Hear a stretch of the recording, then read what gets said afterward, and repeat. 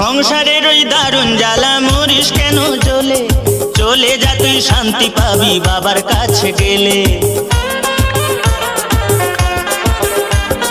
সংসারের ওই দারুণ জ্বালা মরিস কেন জ্বলে, চলে যা তুই শান্তি পাবি বাবার কাছে গেলে। একদেশ্বরে চলে যাবি রে, সেখানে ঢালতে হবে শুশুনিয়ার জল।